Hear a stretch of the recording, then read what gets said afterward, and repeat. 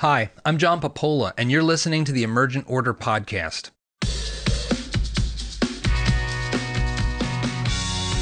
On this, our very first episode, I have a long and winding conversation with economist, author, and co-creator of the Keynes versus Hayek rap videos, Russ Roberts. Russ is a very special person in my life. His podcast, EconTalk, was really my gateway into becoming excited about economics. Almost a decade ago, I first reached out to him because of EconTalk while I was still a creative director at Spike TV, because I wanted to create something, some kind of story, some kind of creative project about the financial crisis with Russ. And over the years since then, we've gotten to be good friends and also really learn from each other. And I consider him really one of my closest mentors. So this is a really exciting thing for me to have this conversation and to share it with you now. I hope you enjoy.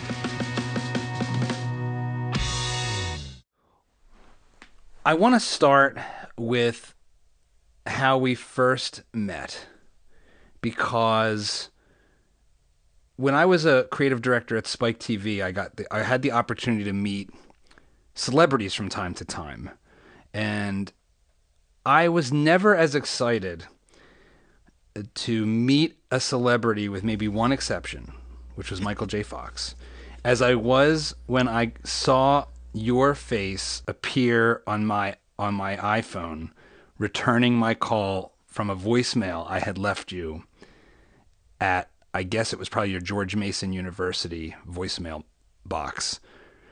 So I don't know if I've ever really heard from you, Russ, your side of receiving my voicemail message, so please, recount for me. This is winter 2009. Yeah, I used to get a lot of emails like the one I got from you, or voicemails, that somebody who I didn't know, was from a total stranger, would send me an email or a voicemail saying, I really like your stuff. I think we could really do some interesting work together. I'm into film, and I think we should try to communicate economics. And I used to get those fairly often. Actually, I don't get them so much anymore. I think people have decided, I guess I'm not very good at it. But in the old days, people thought I was potentially a collaborator, and you were one of those I used to get, I don't know, one a month maybe. And I'd always write back the same thing. I know how time-consuming collaboration is, and I know how time-consuming film is. So when you suggested that we do some kind of film project together, which is I think what you reached out about, I thought, boy, this is going to be an enormous waste of time. This guy's not going to be very good, and I'm going to have to educate him about economics constantly, and he's going to want to make films or do projects that I don't like because the plot or the visual will be deceptive or misleading on the economics front, but the filmmaker is going to think it's great for the drama. And I've had experiences like this before, so I'm pretty gun-shy about that. I was pretty gun-shy at the time. And so I responded the way I had come to respond at that point, which was to say, gee, that's worth considering. Here's some things to read, and why don't you get back to me with like a synopsis, or some. I gave you some homework. I don't remember exactly what it was, but I gave you some homework, Yeah. And I said, I want to. It was basically my way of saying, how committed is this guy? Is he just kind of fooling around, or is he serious? And you responded, I don't remember exactly, but you responded extremely seriously.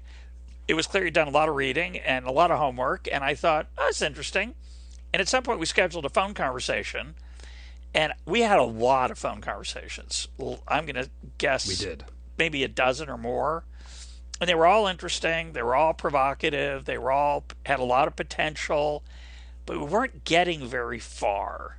And we originally started with this ridiculous idea that we would create a sitcom.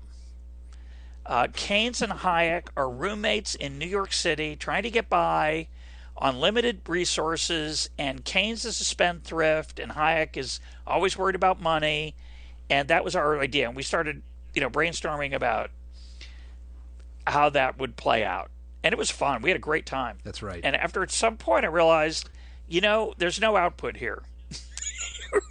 We got a lot of input, but not any output. We had nothing. It's hard. The first 80% of the creative process makes you think you're terrible at it, no matter how many times you've done it. That is a warning I give to everyone who's starting a creative endeavor. It's like, just beware. The first 80% will suck, even if you're amazing. So I was at that point pretty discouraged, and I'm pretty sure it was my ultimatum where I said the following. I said, look, I really love this sitcom idea. I don't know why, because it's a really bad idea, but I was kind of infatuated with it. I think we both were a little bit in love with the conceit of it. And we decided that, I think it was my suggestion, that we should write the theme song for the sitcom. And We did. I don't know why, but I had this image of the Mary Tyler Moore theme song, where at the end of it, Mary Tyler Moore tosses her hat up into the Minneapolis sky. And I always like the emotional payoff of that. There's just this magical look on her face. That It's a very modern reference for even in 2009. Yeah, I don't think it's so. Yeah, it was out. It was dated then. It's dated now. But it captured for me a certain emotional freight that a 3-minute song or 2-minute song could have. And I thought, if we could create that kind of emotional connection to the listener, to the reader, to the viewer, well, this could lead somewhere. And I said, let's just do something instead of talking all the time. Let's write this song. And you decided, I'm 99% sure it wasn't me, that it should be a rap song, which was a ridiculous idea. So the backdrop that was happening on my end was that I was coming home every night super excited about all this economics I was reading and learning about with the backdrop of the financial crisis happening around us. And my wife, Lisa, who has always been my creative collaborator on everything I do, was incredibly bored by what I was excited about. And, she had said, this is the most boring stuff I could possibly imagine. I know you're excited about it, but maybe if you make this like the Flight of the Conchords, which we had been watching on HBO, and which is a parody, sort of very stylistically authentic parody. So for people who aren't familiar with the Flight of the Conchords, they create songs across a wide variety of genres, and they're goofy, silly lyrics. They tell like silly stories, but the music is actually really authentic to whatever genre they're sort of aping. And so in one of the conversations we were having, I'm not even sure if it was me or you that made the joke about rap after we had started talking about music. And I immediately glommed onto the rap and said, "Oh, rap is a perfect format for this because, it's got so much social commentary that's baked into it as a form. It's got a lot of lyrics. There's battles in rap, so there's always different voices coming in and out, so we can have Keynes and Hayek battling each other in rap form, and it really was a sort of crazy idea at the time because this was before Hamilton. This was before YouTube's epic rap battles, and this wasn't something that was just commonplace for you to see. Social media was still fairly young, so it wasn't like, oh, everyone's seeing viral videos of people doing crazy rap videos. It had a high likelihood of total disastrous failure. No, for sure. It was the other part that you probably don't know is that I've been in, besides playing Henry Higgins in My Fair Lady in 8th grade, which is kind of my world stage debut, John, I was a very active satirical songwriter in graduate school, as an assistant professor even. And in fact, Harold Dempsey's recently passed away, great economist. And I was just reminiscing recently with my wife that for his, I think his 70th or 60th, I can't remember now, birthday, I wrote a song for him and played it at a birthday celebration for the economics department at UCLA when I was visiting there. So I was used to writing economic songs. And I loved the idea of rap because I thought it would appeal to a younger audience. The only problem was I didn't know any rap music at all. So the normal impulse Right. I had to write a song and perform it was going to be challenging for me. And I thought, well, that's okay. I'll just figure some of this out. And that's how we got started. I uh I want to I want to jump ahead, or maybe perhaps even better, jump back a little bit, because um, the end of the story, of course, is that we create this rap video that surprisingly becomes incredibly popular, at least by economics video standards. It still doesn't hold a candle to a Miley Cyrus or a Lady Gaga video on YouTube, but it really is a project that, in every conceivable respect, changes my life, because at the time of the release of the first Keynes versus Hayek rap video, Fear the Boom and Bust, I live in New York City. I I work in New York City, I should say, and live in New Jersey. I commute an average of 3.5 hours a day, which was my classroom in economics via EconTalk and my iPod. And I can never imagine myself either living anywhere else or necessarily doing anything else than working in television and film. And the series of events that unfold as the result of that rap video directly change everything about my life. They lead me to leave my job at Spike to create Emergent Order, our company, with my wife and my best friend. We decide to vote with our feet from the Northeast and set up shop in Austin, Texas.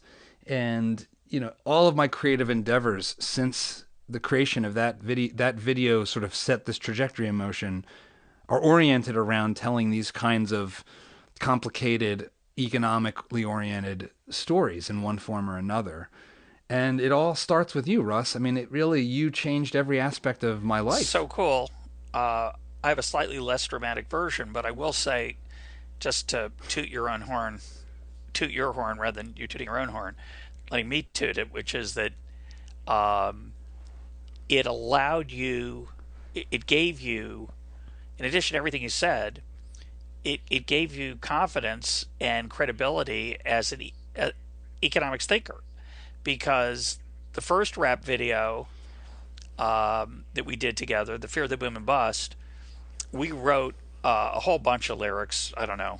I remember it was in the summer. I was out at Stanford at the Hoover Institution, where I spend summers, and I was writing quatrain after quatrain, verse after verse, and you were responding and writing your verses, and we were editing it and getting it better and better. And then one day came along, and you sent me, like, I don't know, in my memory it was like a 20 verse version, like from scratch, and I just said, "Oh, this is better than anything we've done before. Let's just use this."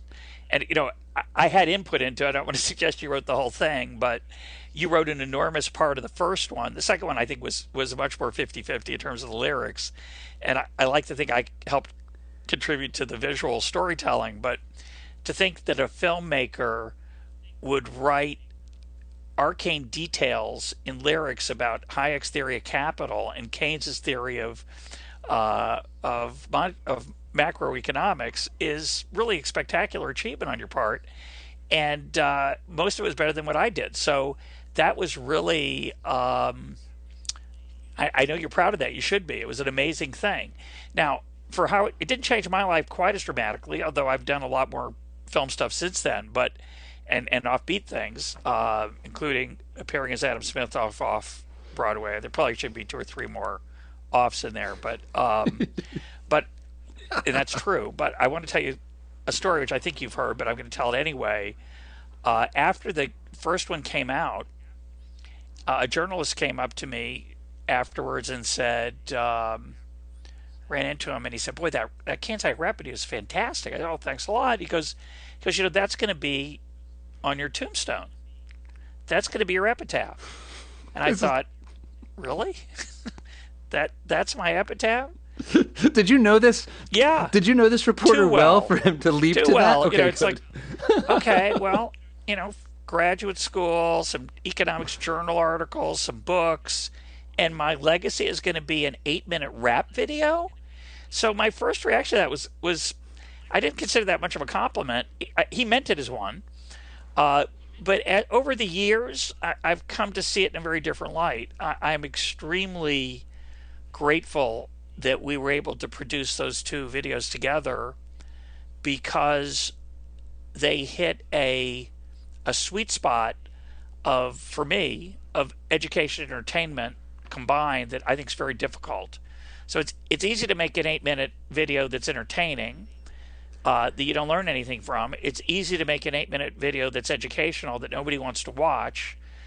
We were somewhat successful in creating an 8-minute educational video that was pretty entertaining, and that was just incredibly gratifying. The other part that's gratifying about it, of course, is that when you tell people you did a rap video in economics, when I tell, maybe not for you, but when I tell people, their first thought is, that's going to be awful. And so, You're right. yeah, exactly. Please don't And send me the link, because then I'll be forced to they're have so to feel like pleasantly I've got to reply. surprised when they watch it because the production values that we both decided, and we could have gone either way. We could have made it really cheap and amusingly amateurish, or first rate, and we decided to go for first rate, which was not easy, but we did, and I'm really proud of it. It's beautiful, and I saw it the other day. I still like it, which makes me incredibly happy. Let me toot my own horn there for a minute. Sorry about that, but yeah. you, you deserve it. I mean, I think the other thing, so the reason that I cold called you of all, because at that point, and as I'm thinking about it, we're almost at exactly the 10-year mark, I think, roughly, of when I had actually reached out to you for the first time. That's right. Because it's 2019, and it was winter of 2009, and there was a lot of reasons why I reached out to you instead of anyone else, and why, in so many respects, you've been a real mentor to me, beyond just economics. And that is, I was listening to your podcast, EconTalk, and it was like a primary source for me to try to understand what was happening in the world at that time. But the things beyond the economics, there was, and you've always had this, a commitment to civility and to civil discourse. You brought people on from a wide variety of backgrounds and ideological perspectives, and always treated them with respect.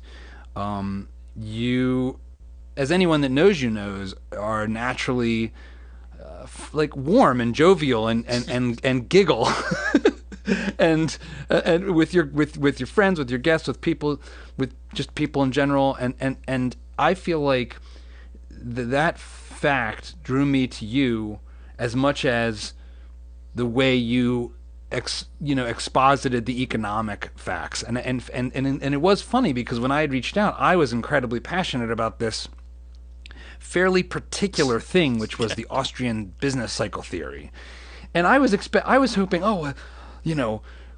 Russ blogs at Cafe Hayek. Surely he's going to be just as excited about all this stuff. And when I would bring these things up with you, say, well, I don't know if that's really true or not. What you are really passionate about with Hayek. Yeah, it's complicated. It's like, what about expectations? I'm not sure if, why do businessmen not know that this is coming? And we don't need to recount all the details of that. You can watch the video and it does a pretty good job. But the core of your economics was always emergent order, which again, in the true, the influence you've had on me, there's a reason we called our company Emergent Order, which is the notion that order and harmony can emerge not through a conscious plan, but out of the sort of symphony of plans and chaos of trial and error that is a complex system, especially a complex system of people, And so that was always, I think, the theme that you would come back to again and again. So, my question, Russ, is how did you get on the emergent order train? Like, where did because this is a theme and a passion that runs right up to your most recent work and continues. It's very foundational for you, as it is for me now. How did you come to appreciate this concept? How do you think about it? Well, I want to first respond to what you said before about the kind of things you said about my civility and all that, because when we first started working on this, I think we decided pretty fairly early on that it would be fair to Keynes, even though we were sympathetic to Hayek.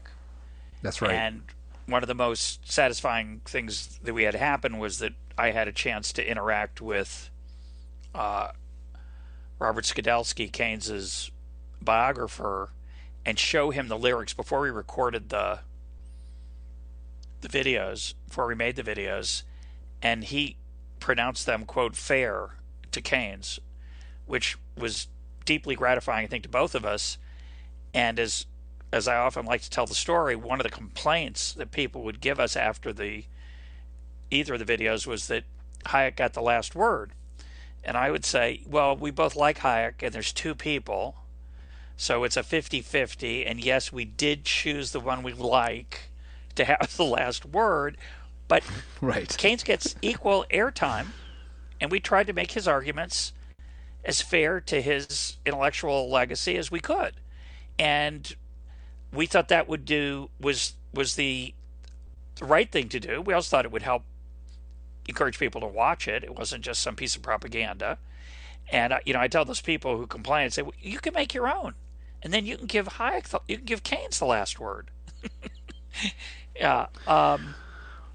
How far we've come from a time when the complaint is merely the one side got the last word after a fairly equal representation. And I guess the other part that we both thought of at the time was, I'll put it this way: one of the best comments we ever got on the videos up on YouTube, and it probably happened more than once, was somebody would say, "How come no one ever told me about this Hayek guy?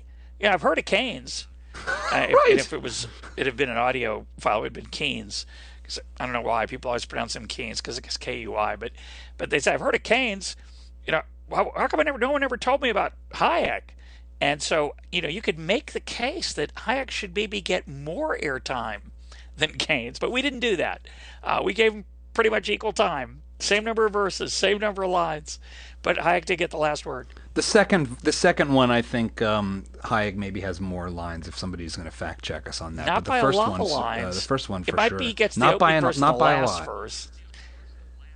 He's also the more built, Keynes and he wins the Keynes fight. has the better body.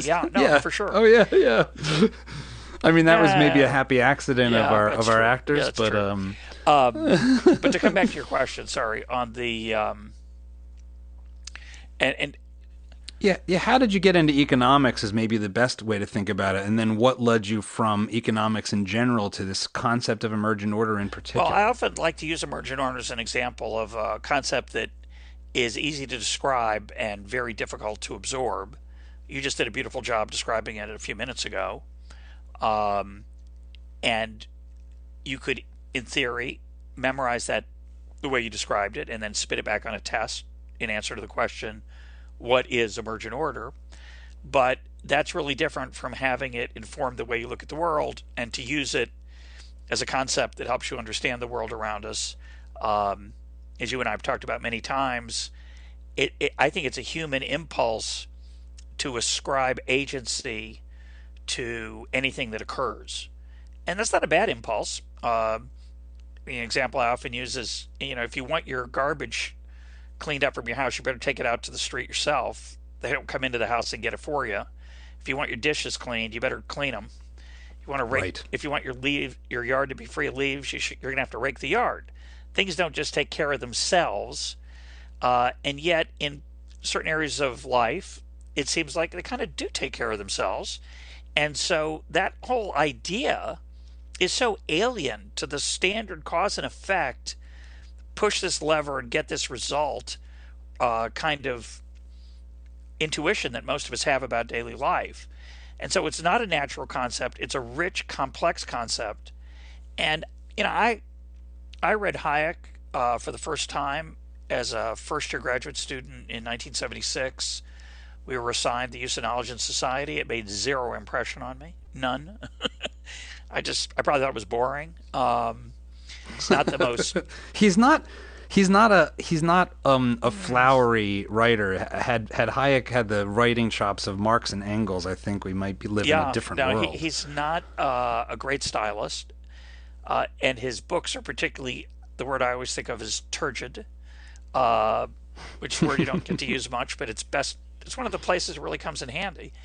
But his essays are a little lighter, a little easier to read, but they're not what you would call riveting or entertaining. They're deep and thoughtful and provocative. And so at some point, I went back to that essay, but I think the real reason I really not sure the answer to your question of how I got on the Emergent Order train, other than to say that in 2003, I joined the faculty at George Mason for the next 9 years. And coming to George Mason's famous for being one of the handful of places that takes Hayek and Mises and other Austrian economists seriously. And I thought, I probably need to get more interested in this. And I started spending time with Don Boudreau, who was chairman at the time, and he would encourage me to read essays by Hayek. We'd start talking about it. And through that, I realized, this is a whole piece of economic thinking that is neglected both in economic education and in graduate school and research. And I started to wonder if there was a research agenda, a set of papers or research that might be done that could incorporate Hayek's insights more thoroughly. I didn't make a lot of progress on that, but I did realize and start to think a lot about how I would change the way I taught economics. And so after a while at George Mason, I overhauled my microeconomics class, both undergrad, master's degree, and PhD level, which I taught at various times. I think I taught the PhD class, certainly taught the master's class many times. But I decided to make Emergent Order the centerpiece of it, rather than what I had done before.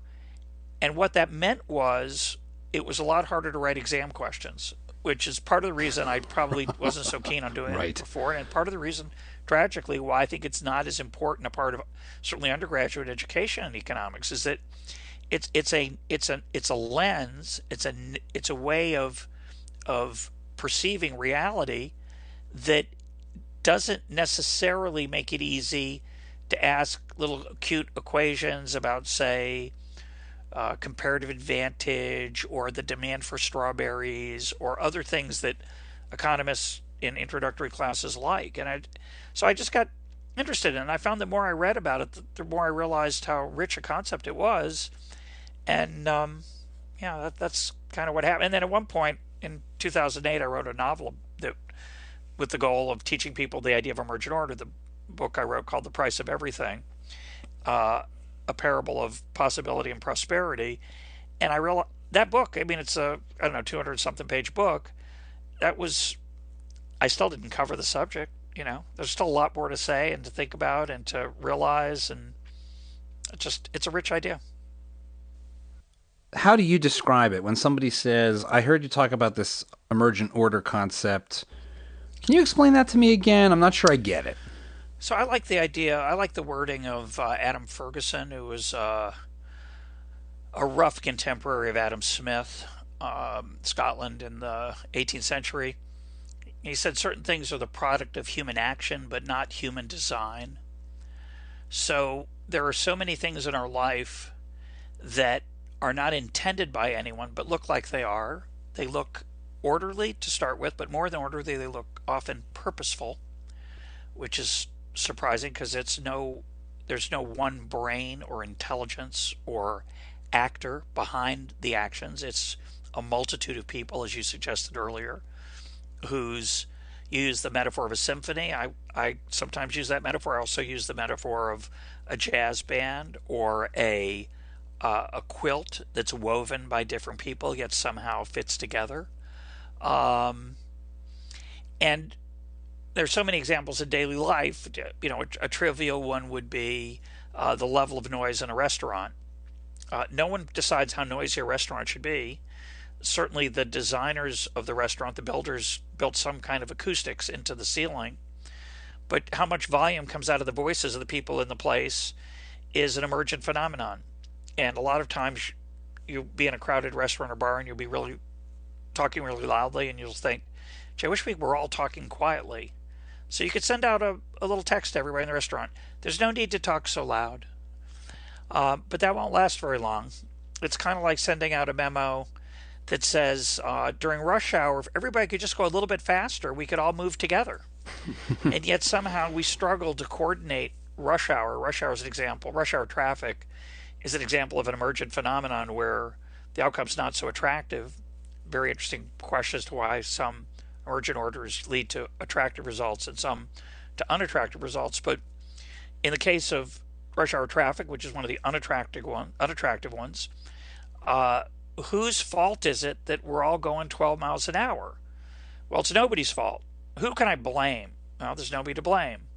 If somebody dumps a bag of garbage over my fence, I know there's someone to blame. I may not find the person, but I know that there's someone who did that. If someone leaves a cake on my doorstep, I know there's someone to thank. But who do I complain to when the traffic's 12 miles an hour? Because we do it. We decide to go 12 miles an hour. And if we all decided to go faster, we couldn't coordinate it. It wouldn't work very well. So as a result, we're going 12. And if you say, well, whose fault is it? It's my foot on the steering wheel and your foot on the accelerator and on the gas, and it's your foot on the gas and so-and-so's foot and that person's foot. And yet somehow everybody's doing something that no one wants to do, which is to go 12 miles an hour. And similarly, that's a negative one. Let me give a positive one, then you can follow up. But I like this example of sometime in the last 15 years or so, about a few 100 million people left the Chinese countryside and came into the cities of China. And a lot of those families had children that used to work on the farm and now going to school. So a lot more Chinese kids, I'm very confident, are using pencils. So it should be that when you go into a store in January of 2019 to get a pencil, whether it's a Staples or a Walmart or a grocery store or a CVS, they should say, well, what do you mean pencils? The Chinese got them this year. There's hundreds of millions of them. There are none left for us. We'll have them again in 2022. And yet that never happens. How is that? Who's in charge of pencils? Who's sleeping badly at night worrying that there might not be enough pencils for people other than the Chinese? And the answer is no one. No one's worrying about it. There's nothing to worry about. Why is it that on Super Bowl Sunday, which is the biggest pizza day of the year, coming up on February 4th, 2019, more pizza sold on Super Bowl Sunday than any day of the year, and it's a big amount.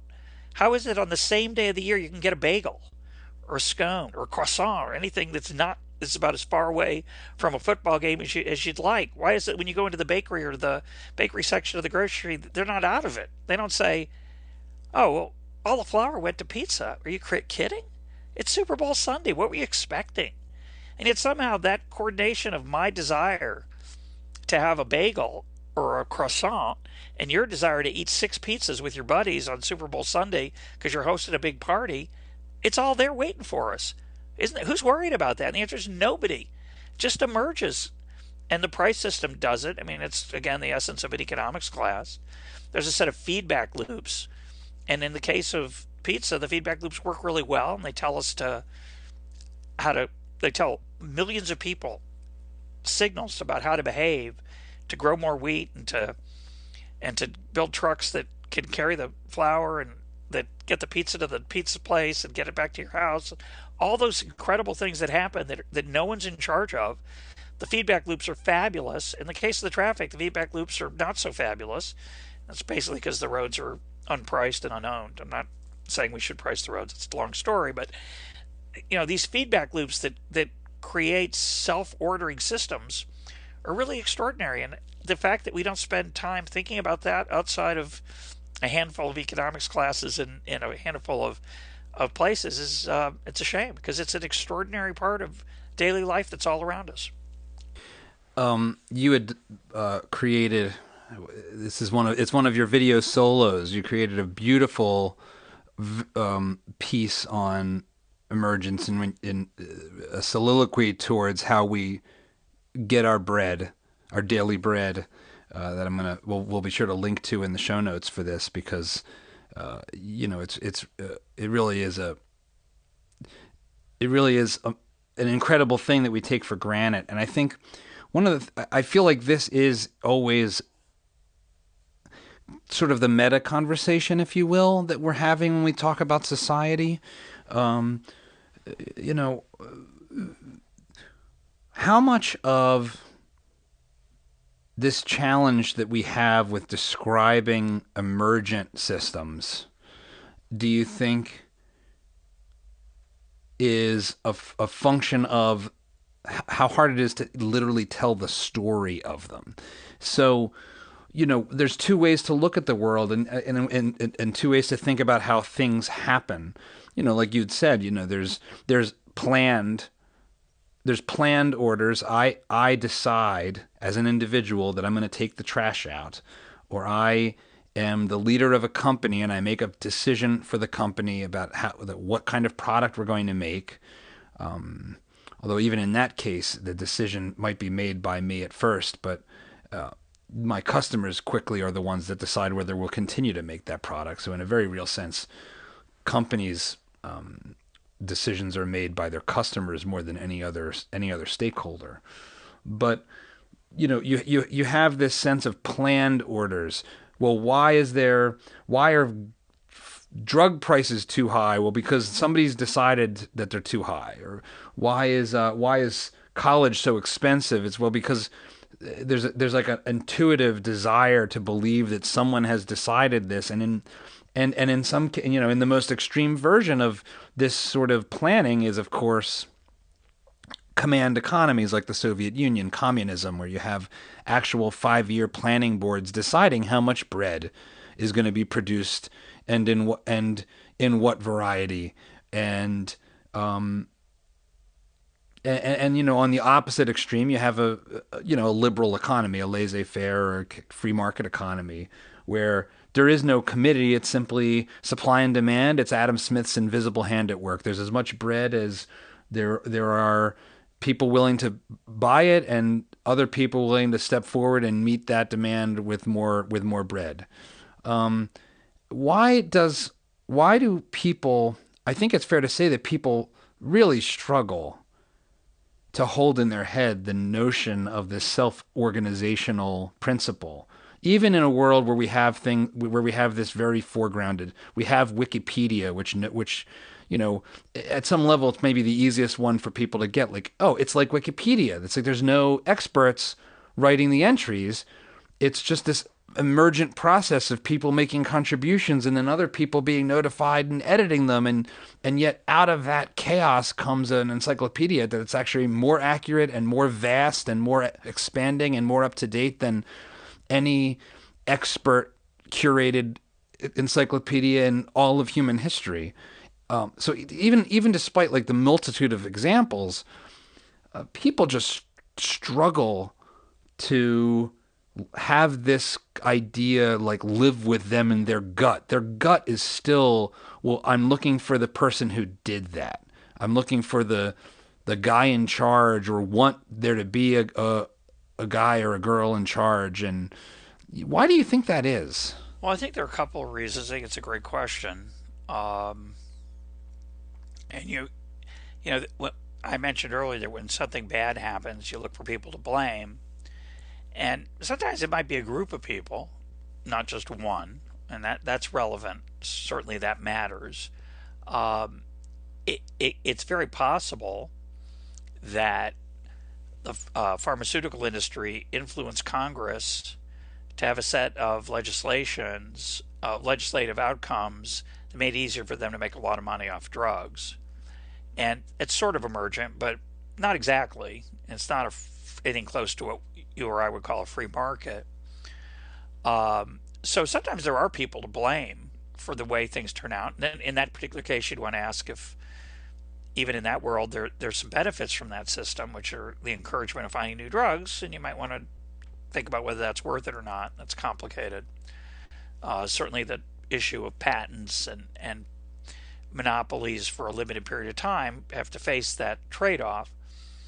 And I mention that just because a lot of times people will take the pharmaceutical industry or the healthcare industry and say, well, this shows why we can't leave things alone. Right. And the answer is, well, we don't leave them alone. We never have. So please don't use that as an example. Use something else. But I think you're asking a deep point, which is, why is this way of thinking unintuitive? I often use the example of decision making. You and I together, if you came to visit and we decide we're going to go to a movie, we'd have to come to a decision as a group of you and me. If, let's suppose, our wives are along, and once the four of us are trying to make a decision, there's going to be a whole bunch of issues that arise. We're probably not going to agree necessarily on what the ideal movie is to watch. And we might, if we were living in the same town, we might decide, well, you got to decide last time. So even though that's, maybe it's my turn. You might decide it's my turn because you got to decide last time. Or I might decide, well, I kind of got my way the last time. So even though I don't want to see what John wants to watch or John and Lisa want to watch, I'll just go along with it. So there's different ways we could have a vote. We can have a vote, we can come to a consensus, we can have veto power, so many different ways we decide things. But the way we decide Google is a verb, which it is not like any of those things. Not like any of our daily life decisions. So Google is not in favor of its company name being used as a verb because it threatens its trademark and property rights in its own name. So they don't want it to be used as a verb, but they try to stop it and they can't. We decided, meaning the daily, day-to-day users of the English language have made Google a verb, just like the way the French have made le weekend the phrase for Saturday and Sunday, even though it's not, quote, good French, and even though the National Academy of France, l'Académie Française, says it's bad French. They can't stop it. It's not in their hands. We decide. The users of French, the users of English. So there are many things like that that don't have an analog in everyday life. And, if you start thinking about emergent order, you start to realize that there is this other way of deciding, the way we do as a group, but not the way we usually do as a group, through a vote or a legislature or a consensus or a veto power or taking turns. All those standard ways are different than the way we decide how many bakeries there are in Washington, D.C. area or Austin, Texas. Who decides that? There's a certain number. Who decided it? Do you think there are too many? Not enough? Too bad. There's nobody to complain to. It just happens. Now, you could have zoning and other restrictions that make it difficult or maybe not work out as well, or maybe makes it work out better. So some regulation has an impact, and the political process affects it, but it's not any czar of bakeries makes those decisions. So why is that way of thinking not natural? So one reason, as I just gave you, which is that it doesn't really correspond to the other ways that we think of group decision making. And it's not even really decision making exactly, in any real sense, right? There's not really it's mind. An outcome. Right. I use the word decide because I don't have another word. Or even the word we. I know that when you were at George Mason, there was a strong emphasis to say lose the we. Arnold Kling wrote there's that not essay. It's fantastic. There's no we that decided. When the four of us get together and the movie decision emerges, if there's dissension among the ranks, unless there is not really a we. It's more there's some process that arrives at the outcome. But that's something like a we in a way that isn't true. That's the closest. 100,000 people in a city. Right. So I take your point.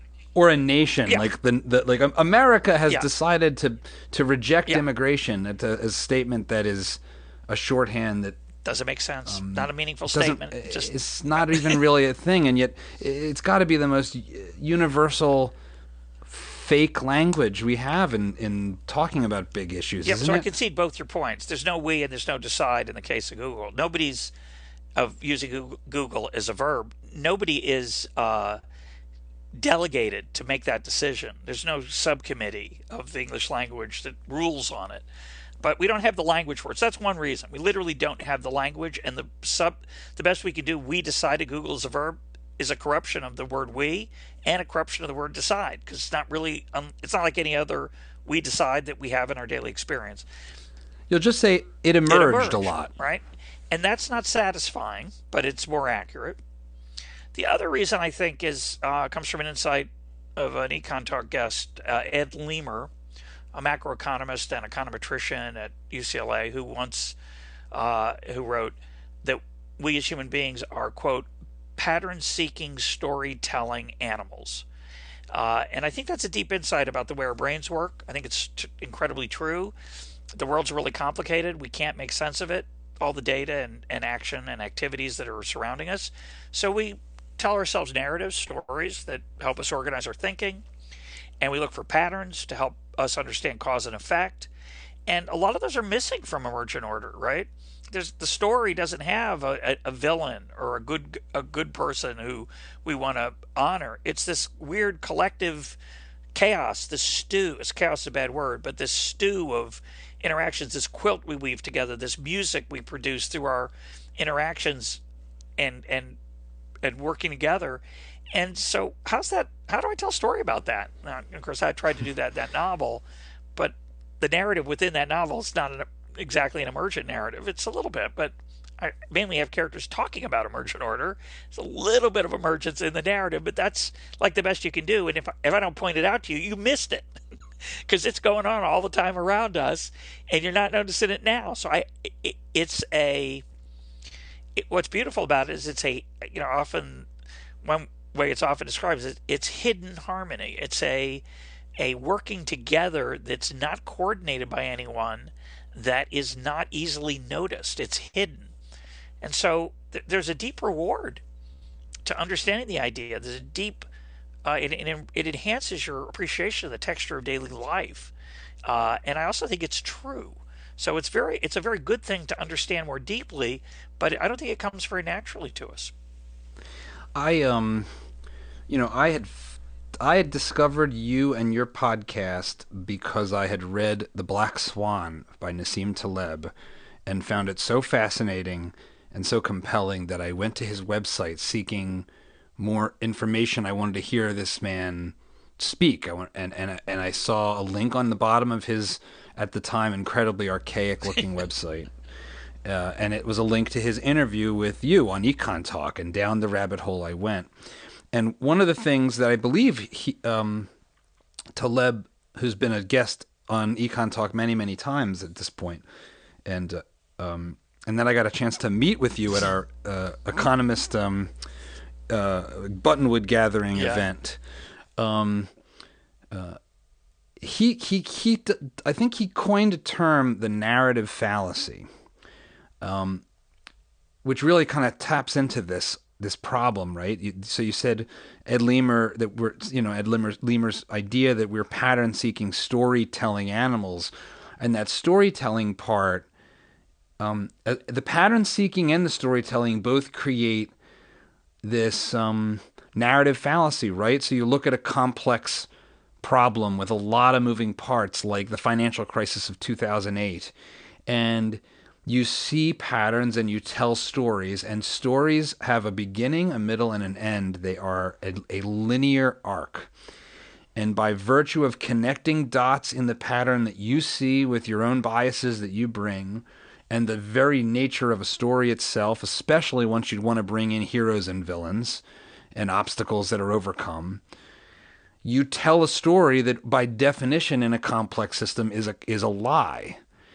And that's the narrative fallacy. So one narrative fallacy, or one narrative of the financial crisis is, well, since the 1980s, we deregulated finance and it accelerated in the 90s, and that caused the whole economy to become unleashed. And the greed that's embedded in capitalism, sowed the seeds of its undoing, as it always does when it's allowed to run free like the wild animal spirit that it is. And another narrative is, the government consciously propped up housing and printed excessive money and had an easy money policy with low interest rates and blew a big bubble. And none of that was the free market whatsoever. And private bankers were just trying to do what's right and trying to earn returns for those grandma's pension funds and those teachers' union pension funds that were demanding 8%. And they went looking for it everywhere they could find. And turns out Bernie Madoff was one of the guys willing to do it. And, in a free market, none of that would have happened. And so there's no blame for the free market. This is entirely the government created crisis, and the truth is obviously some mix of these things. But the ironic thing, of course, or the unfortunate thing, I guess, is that the stories we tell in these when we look at these complex systems are often driven far more by our own biases and preconceptions than they are by a careful look at the data. And even the careful look at the data. Which data? There's data usually on all sides. Doesn't mean that anything goes. It doesn't mean you can tell yourself any story you want. Some stories are more plausible and credible than others. But the narrative fallacy is the willingness to cram every fact into your worldview and ignore anyone that doesn't fit. And we all have a tendency to do that. I don't know if he coined that phrase, by the way, but he uses it. And one of my favorite examples of this, I won't name the person, but this is a true story.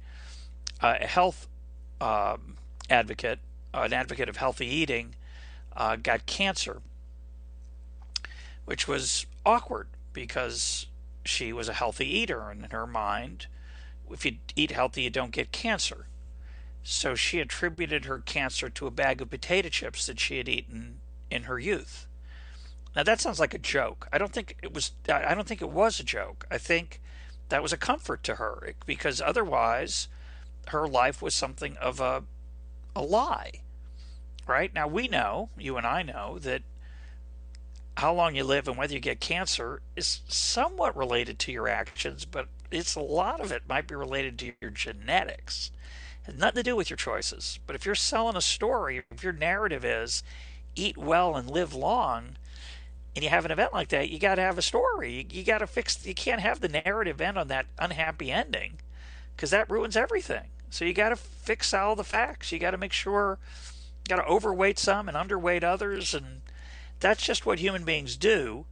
And if you're not aware of that, you are going to struggle because you're going to lie to yourself a lot. One of my favorite lines is Richard Feynman's. The first principle is not to fool yourself, and you are the easiest person to fool. And that's just really hard to remember. Because I'm really smart. I don't know about you, John, but I know about this already, so I don't need to worry about being fooled. But of course I do. Right. I heard recently something to the effect of humility is the there might be only one sin, and it's the sin of pride, and you're really in danger of being guilty of it in the worst possible way when you believe yourself to be humble. Exactly. This one of the things that is so unique about you as an economist is we're talking about storytelling, and you've been translating your economics understanding into narratives for a long time. This was one of the other things that attracted me to you, is seeing the way, you had a book about trade called The Choice, and then like you said, you have the price of everything, and obviously the rap videos are storytelling, and your other video content is storytelling, and even EconTalk, your podcast is often very rich in story. Storytelling and statistics, in some level, almost are polar opposites. And so, you have both sides of the brain at work. Have you always been that way? Have you always had the sort of creative side battling with the systematic, sort of mathematical side?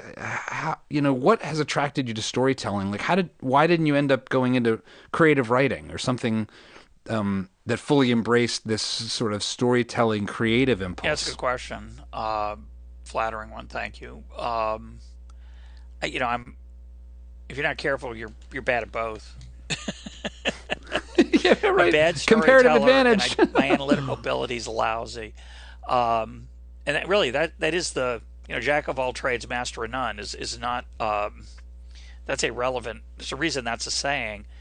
But I do think there is some um, of both those things in me, which is it's a blessing and a curse. But I like to think of it mostly as a blessing. But I want to disagree with you a little bit, or push back on it a little bit. I do think that in terms of capabilities and professional practice and careers, um, there's a trade-off there in terms of where you spend your time, right? Whether you spend your time as a storyteller versus a theorist, to make it dramatic, or econometrician, which is a fancy word for an economist who does statistical work. But I do think they come together in a certain sense, that uh, there's I think of it as a myth that you can just look at data and figure out what's going on.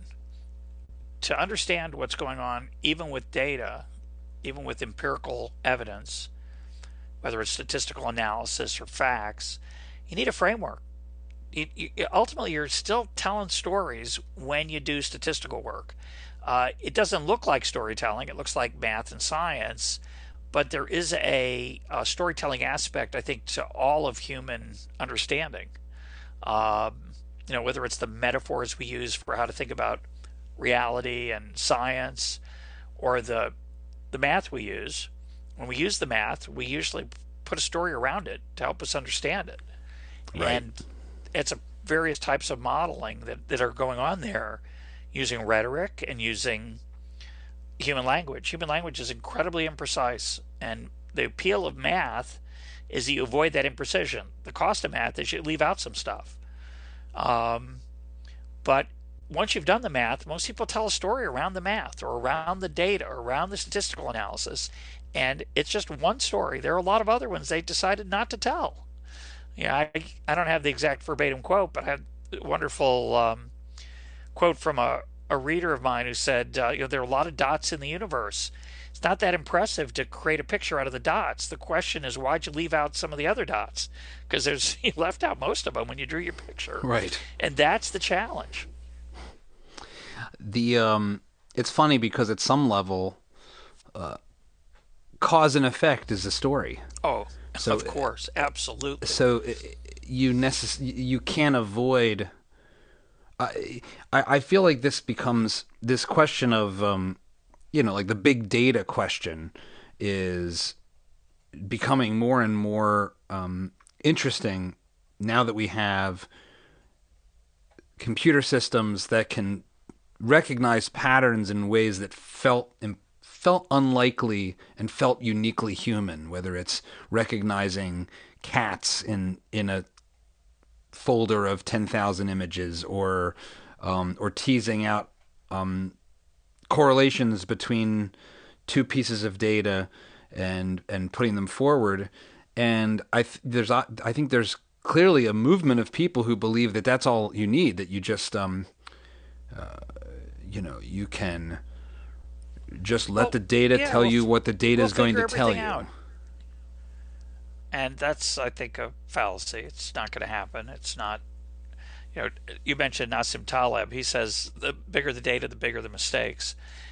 He's somewhat cynical about that, but I think he's onto something. And what he's suggesting, and I've seen this, many times. It's early days, so maybe this will turn out more rosy than it appears to now. But we have a huge amount of data. There's a lot of patterns you can find that are totally misleading, but you'll find them because there's a lot of data. The more data, the more patterns. It's a better way to say it than Taleb's more cynical point, but that's a fact. You're going to find correlations that are just the result of chance, and you need a way to think about how reliable those relationships are, whether they can be used to understand causation or whether they're just by chance. And we're imperfect. That's not easy to do. It's more data in general. In theory, you can theory, you can rule out the role of chance more easily, but it turns out in reality, you can't because you have so many more ways of collecting and connecting things. So the jury's out on that. It doesn't mean we're not going to learn a lot more about the human enterprise from the fact that we have the ability to collect lots of data about things. We might. That'd be great. Maybe we'll be able to customize medicine so that your dose will be different from mine. Your tolerance for some medicine and side effects will be different from mine, or some treatment. That's the promise of big data. Maybe I think some of it will come true. So I don't mean to suggest it's going to be a total failure. I just think people are way too overly optimistic about where it's gonna end up. I like you. I have this left brain right brain tension when I start. When I was a kid, I wanted to be a Disney animator, and I would draw the Disney characters. And when I was applying for colleges, I applied both to computer science programs and film schools. And I actually got into NYU's film school and decided not to go there, but instead went to Penn State in computer science before I switched to film. And so I ultimately switched to film in part because I realized I love computers. I love using computers. I love to follow the news about computers. But I really like to use the computer to make things more than I want to make the computers themselves.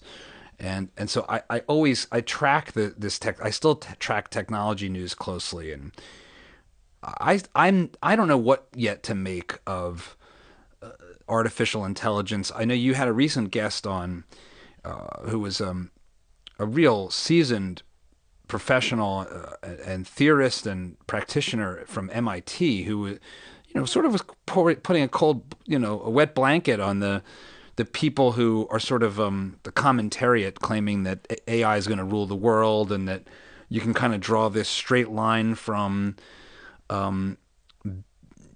recognizing patterns in an image search to total towards this sentient life, and towards the singularity in its most extreme sort of form. And I guess I'm a little more skeptical, or maybe a lot more skeptical, that we understand these things as much as we're claiming to. I mean, even the people who know this about this stuff way more than I do say, well, the way these neural networks actually work, the outputs they generate, we don't really actually understand.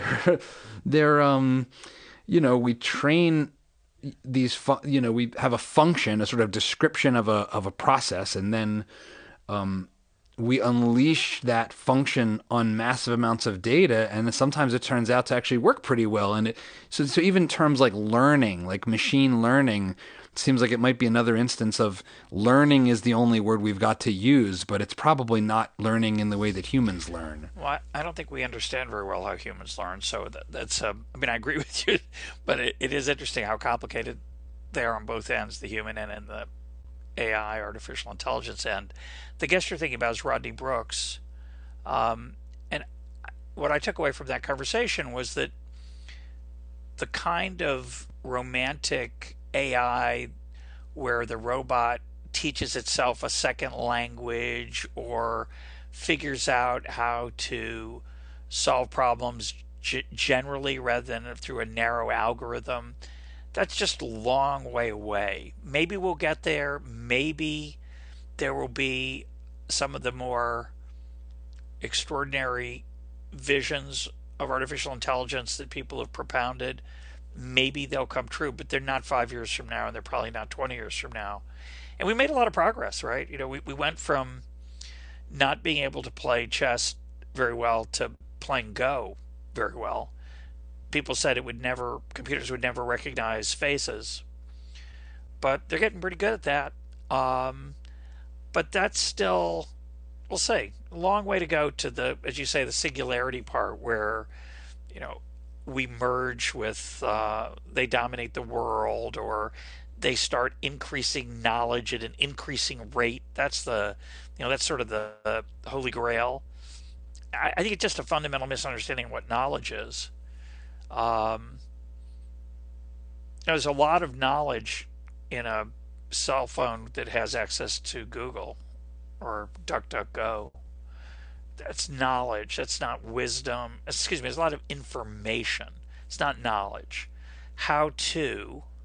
There's a lot of how to available on my phone. I can get on YouTube and figure out a lot of things, but my phone doesn't know how to do it. My phone doesn't understand it. My phone's a way for me to get access to it. To think that a machine can understand how to negotiate or how to create a symphony or how to make me cry, that through a poem, that's just a different level of knowledge than what most people are working on in the artificial intelligence space. Maybe it'll happen. I'm agnostic on it. I'm not saying it's not going to happen, but Roddy Brooks's point is that that thing is so much further away than the extraordinary progress we've made so far. We made a lot. It's kind of like driverless cars too, right? It kind of feels like they're almost here. Not sure. Don't know. It's hard problem. Yeah, he was not. He was much less optimistic than Elon Musk or and of course that's the role of people like Elon Musk and entrepreneurs, is to be more optimistic than is probably reasonable. So one of the things, speaking about the future and about where we're headed, there's something that I've noticed and that you and I have talked about a lot recently, which is trying to grapple both with where we're headed sort of as a culture, and where we're headed, you and I, on a journey, on an intellectual journey, as classical liberals, as people who ultimately believe in emergent order as a power, that as a process for progress that is the best we've ever discovered, and that it's various flavors of political freedom and capitalism and free speech and freedom of expression, that all of these, through this emergent process, help us get the most out of life. And yet, you've expressed on your show a sense that you're not quite the optimist that you used to be. You're a little less Milton Friedman than you once were.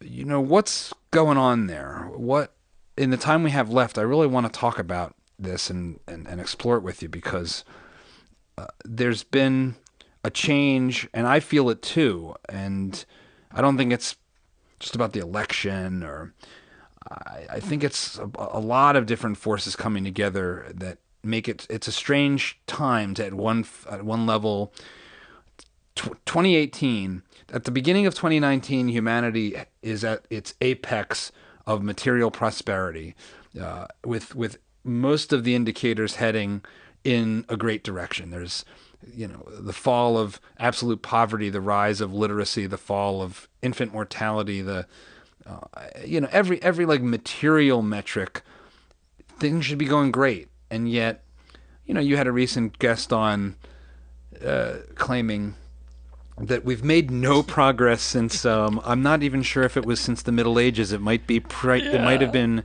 since Cro-Magnon man. I'm not sure, but and you rather than saying, well, I think it's actually going pretty great, you were pretty sympathetic to the concerns. So how could that be? So that was John Gray, who has a wonderfully provocative book called The Seven Types of Atheism, and through a series of books, including a critique, a review of Steven Pinker's Enlightenment Now, which is a ode to optimism, puts forth the argument that I'm surprisingly sympathetic to, which is, yes, standard of living is on the rise. This is true.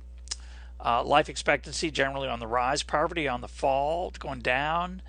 As you say, really wonderful things, infant mortality and maternal mortality going down. Some people would argue with that, but that's because I think they misunderstand the data. There's some trends going in the other direction, but that's because they changed how... Yeah, racial equality, universal suffrage, all this stuff heading in good directions. That's all true. But what hasn't changed is that the material our material well-being is not our main source of happiness. Now, it is true that it's better to live to be 80 and see your grandchildren and be able to play tennis on your artificial hip and knee and with your graphite tennis racket that you could afford easily because we're such a productive place. That's all good. Those are all good things. But I've started to think a lot more in recent years about the non-material side of life, the human connections we make with others that are an important part of our well-being, that Adam Smith wrote about in his first book, The Theory of Moral Sentiments, the respect and dignity, the respect of others that we have, and the dignity we get from our work. These are things that are not easily quantified. It's commonly pointed out that in the Western world, despite our great success, we have high levels of mental illness.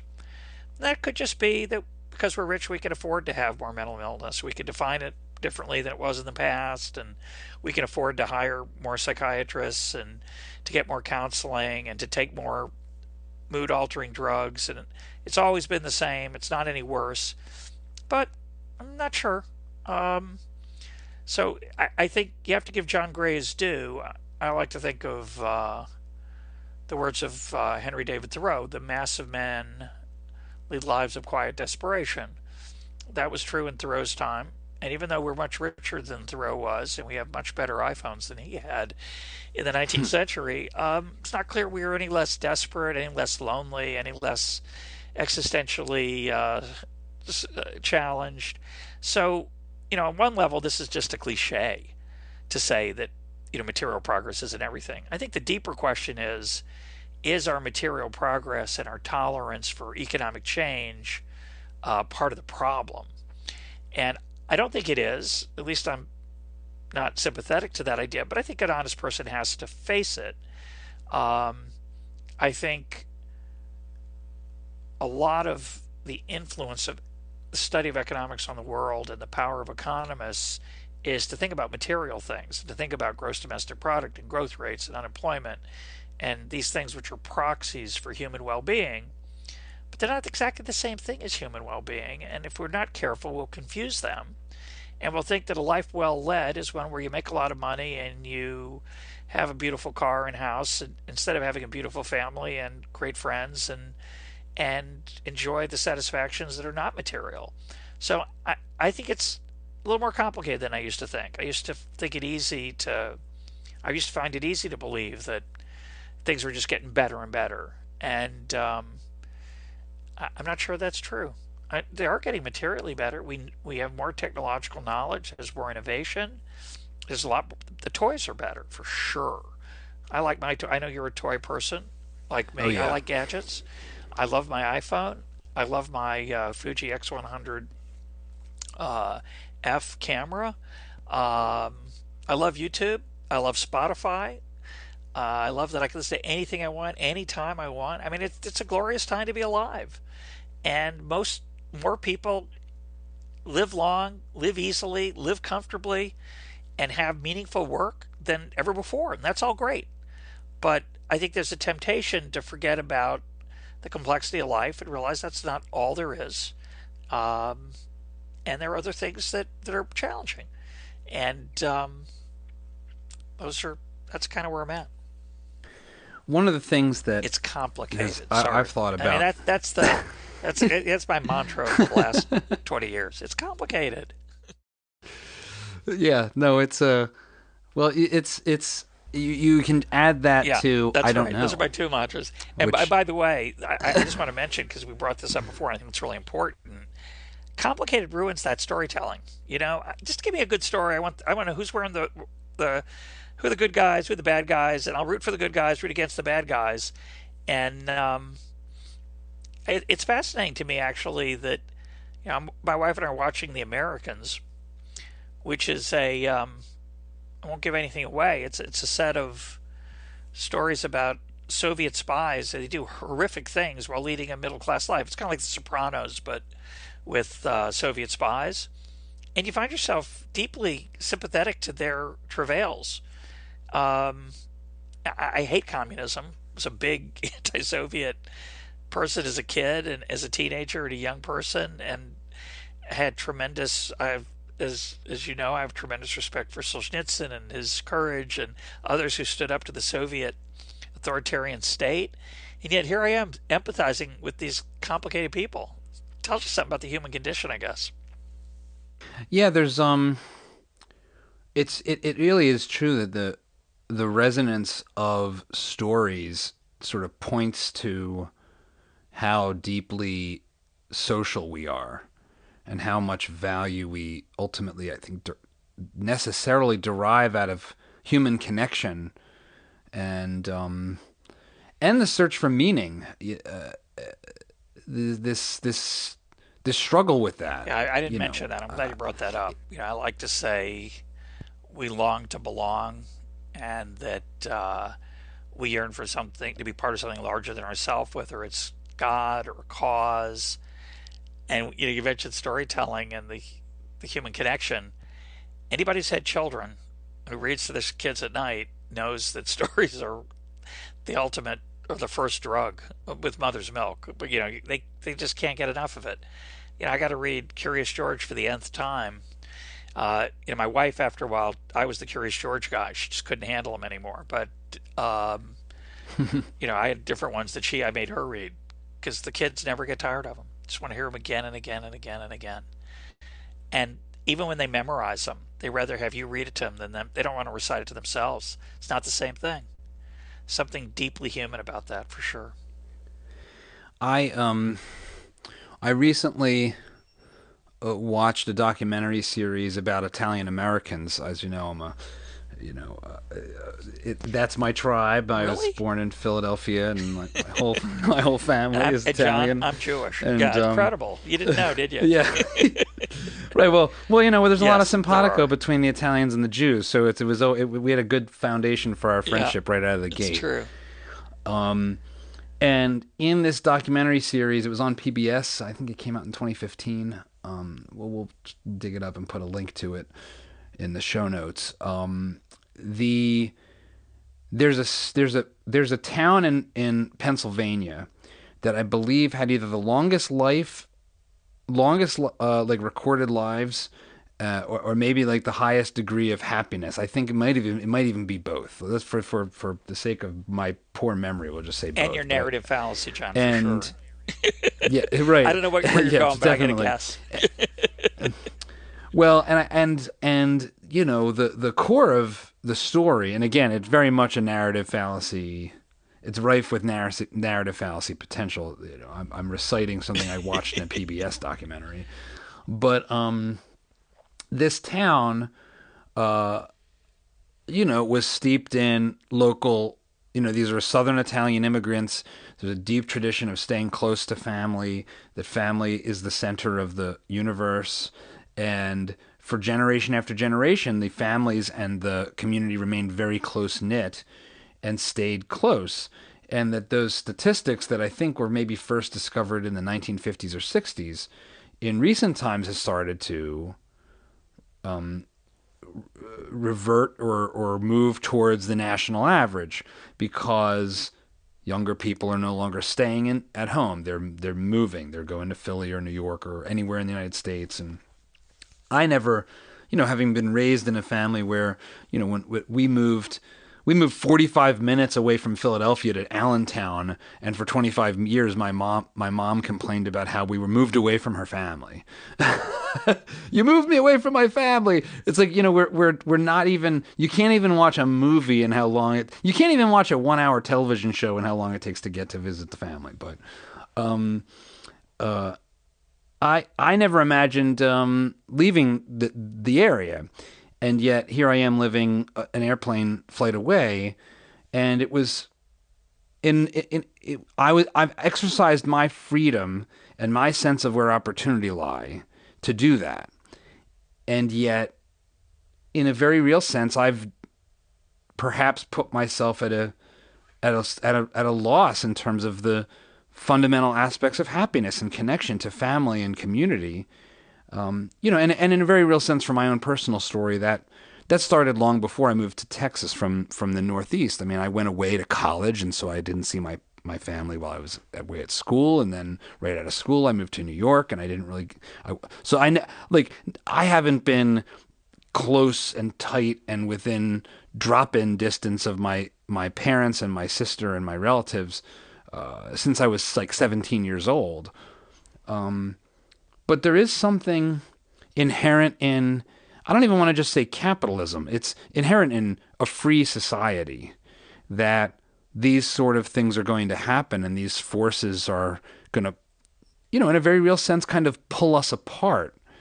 And that coming apart, you know, I've been going through a similar sort of question about where we're headed as a society, I guess, because I read Charles Murray's book Coming Apart about the sort of divergence of cultures inside of the United States, especially that we really have kind of two Americas that, and in a very real sense, a lot of it breaks down like urban versus rural, but there's something getting lost, and I don't know if it's something that can be conserved. I'm not even sure it should be, but it's not as easy a story as saying, well, it's freedom and it's free enterprise and it's democracy and this is the way the cookie crumbles. And I don't know what to make of the messiness and the cost side of this equation. Yeah, it's complicated again. And I think that's the right way to look at it. Something was lost, something was gained. And you may turn out at the end of your life to regret it. Doubt it. I don't think we want to over romanticize small town American family life. I like to think of the movie It's a Wonderful Life, where George Bailey realizes that there's no place like home, and Bailey Falls is where he wants to stay, even though he's got this urge to travel and wander, this great wanderlust. But the truth is, most of us don't want to live in Bailey Falls. We just don't. The opportunities aren't so great there, and people gossip about each other, and there's a lot of negatives to that small town life, which is why so many of those young people didn't want to stay there. Now, do they give up something? Yeah, of course they do. They give up something, especially if they end up marrying and having children and don't have the opportunity for the multi-generational benefits that come in a small town like that. But it's not free, and it comes at a big cost to stay there too. So I don't think that's an easy one. I think the lesson though is not, oh, we all need to go back to small towns because life was better then, or we all need to live near our family because life was better then. The answer is that you should be aware when you move away from home that there comes a cost comes to it. For most of it who make that decision, it's probably worth it. And certainly technology makes it easier. You can Skype and FaceTime with your family in a way you couldn't before. It's not the same. It's not even close, but it's something. And I just think there's a tendency to say, well, which is the right way? And the answer is it's complicated for some people. And by the way, when I talk about the importance that people have in connecting to one another, which I think is a huge part of my happiness and my deep satisfactions, both within my family, with my wife, with my children, with my relatives, with my friends, my religious community, all those things are incredibly, deeply gratifying to me. And yet there are people who don't care about those things, and they're just not made the way I am. And they're, I can't tell you how many times, well, not that often, but occasionally introverts will write me and say, that's a negative for me. And so right. When you talk about a free society, I think it's really important that people get to take their own path, whether it's in the career they choose, the skills they acquire, the lifestyle they build for themselves, the family they attach themselves to, the style of living in terms of urban versus rural. All of that is up for grabs, and there's something really fabulously good about that. Now, it does come at a price. It's not straightforward. I don't want to pretend everything's rosy, but I think it's really. I also don't want to go in the other direction and say, that this freedom we have to choose has been a mistake. It's not a mistake. I think our culture evolves and emerges in response to these changes and opportunities to help us cope with those changes, and that's what I think is coming. Next, when we think about, we talked earlier about artificial intelligence, or when we think about the challenges of, say, using technology, which we haven't talked about, or the toys that we like, the gadgets. I think part of the way that those things become healthier, they're not very healthy right now, but they're relatively new. And we're going to need rules of thumb and cultural norms for how we deal with them in our families and with our child raising, our parenting. And those things are all going to happen. So I don't want to be too pessimistic. We talked earlier about that I'm not as optimistic as I used to be. I'm not pessimistic that we've gone down some dark path either. I just think we ought to be realistic about how these often involve trade-offs. I don't recall where he wrote it or said it, but I believe Hayek at one point said, before we can understand what went wrong, we have to try to understand how anything could ever go right. Yeah, exactly. And it's really a powerful. There's always a role for the critic. There's always, I mean, criticism is incredibly important, and it's essential for discovery, right? It's how else can you learn but to encounter opposition and try to either strengthen your own understanding or have your own understanding overturned by the criticism. But when so much has gone so right, if the only thing we can do is criticize and look at all the things that have gone wrong, it's not really clear that that's a path to knowledge or to wisdom either. That's right.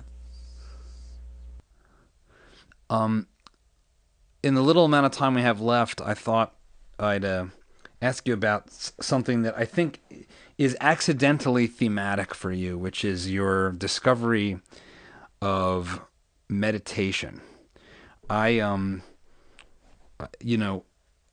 you and I have had several conversations about it, and my wife Lisa has really gotten into meditation. I have not yet been able to really make a practice of it. The monkey brain really gets in my way, but I'm trying. How did you first get into meditation, and what have you gotten out of it? So my daughter got me into it. It's not something I normally would have done, and it's all my cultural feelings about it are negative coming into it. Seemed like a waste of time, not my thing. But she encouraged me to go on a silent meditation retreat and had a big impact on me, not because I was silent for 5 days, which is not a bad thing, but mainly because I was forced to confront some of my character traits and habits and life, and it was just a very powerful experience. And I loved it. So what kind of meditation do you do? What is the nature of your So practice? I don't do as much meditation as I'd like, which I think puts me in a very large group. I try to meditate 10 to 15 minutes a day. It ends up being more along the lines of, I'd say, 10 minutes once or twice a week, but on Saturday morning as part of my Jewish practice, I meditate for 20 minutes and then chant with a group of people, and I find that very powerful and very intense. Um, and just as an aside, I think music's an incredible way that we connect to each other, and there's nothing novel about that. I think that's an incredibly glorious thing about the modern world is that we have more opportunities to do that than we did in ancient times. It's really cool. If you watch a concert, a rock concert, it's a religious event. It's a transcendent experience for the fans. It's an amazing thing. But for me, it's two things. It's meditation and it's what's called mindfulness, which is often those two things are often confused. They're both about paying attention. They're both about the um, awareness of the stimuli and response that you're subject to as a human being, the habits you've gotten used to without realizing it. And so meditation helps you, if you're lucky and you do it well and work at it, it helps you be more mindful. So I would make a distinction between those two. I think I've become a little more mindful, and that's just a wonderful thing. I've been more aware of what pushes my buttons, and that's the first step towards not letting your buttons be pushed. Um, So it's about being aware of. In my case, I have I'm the oldest sibling. I like control, and so being aware that I like control is really great, because it turns out that when I don't have control, I'm not so happy about that. Like waiting in line at the airport, I don't deal with that so well. And since I started meditating and being mindful, I go, oh yeah, this is that thing that I'm really going to have no problem making the flight. Why am I getting worked up about it? And you can tell yourself, don't get worked up about it, but it doesn't help. It didn't help me, and I don't think it helps most people. I'll just tell myself not to get worked up about it, or I'll just tell myself not to have the third cookie. Sometimes that it doesn't stop me. So I found that meditation and mindfulness helps me a little bit, breaking some of those bad habits that I've gotten used to, and it it can, with the right stuff surrounding it, I think make you a more empathetic person, which I don't think mindfulness or meditation by itself does that, but even though it's sometimes sold that way, but I do think that combining with a spiritual practice or some kind of religious practice can make you a slightly more empathetic person, which is really hard. You know, we're kind of stuck the way we are often, and I think that's great. I love when that happens. It's really exhilarating. It's have you? I'm sure you have. I'm not sure we've ever talked about this, but you mentioned just that you like control at the end of as a part of your personality. Have you reflected on the irony of that personality trait in light of Yeah, Emergent Order being yeah, such a deep such a deep sort of sociological, like philosophical, economic framework yeah. I that think you about the adore? fact I thought about it a lot when my kids were younger, and when you see children, you realize that I always like to say we like to get our own way, and it starts young. So we have a natural impulse to run people's lives, certainly our own, but others too.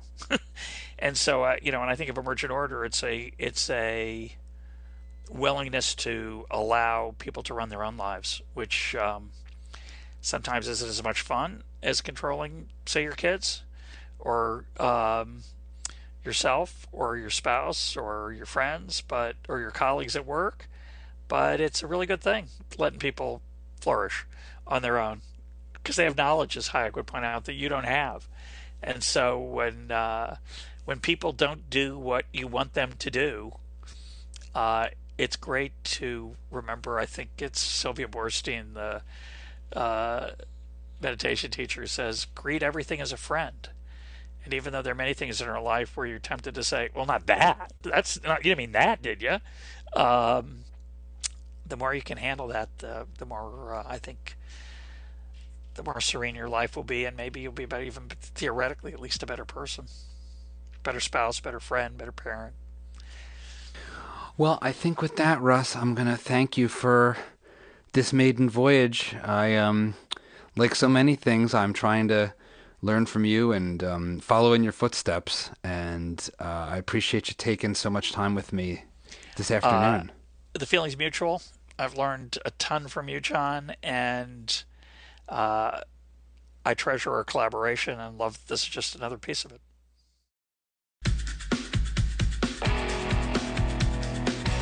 Thanks for listening to the Emergent Order podcast. If you haven't already, be sure to subscribe on iTunes, Spotify, or your favorite podcasting app. If you're interested in being a guest, shoot us an email at podcast@emergentorder.com. Our producer is Jesse Bennett. Thanks again, and speak to you next time.